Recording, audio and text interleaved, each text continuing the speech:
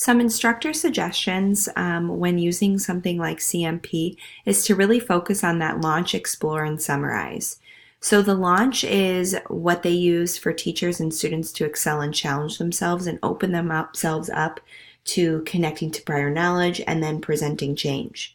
The explore is kind of an area where I don't think that teachers should hold back and see what students are capable of and really dig deep with them and bring about different discussions. I mean, even if each class period has completely different explorations, that's okay. We're all different people.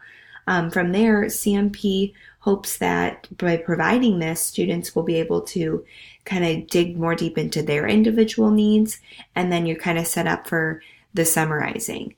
Summarizing, it's all about that give and take. So, seeing what everyone was able to connect, it's going to all be different. If you were able to do a lot more modeling in this and a lot more problems for inquiry based, you can see all those connections. From there, a lot of discussions will come about and reflecting on each other's thinking. So I think that is a great place for collaboration.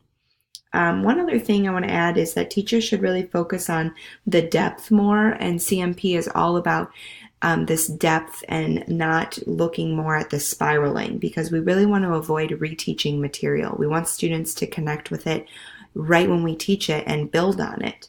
And then also one last thing was the mathematical fluency is also something that you should focus on with CMP, because that promotes their actual thinking and really seeing if they understand the material.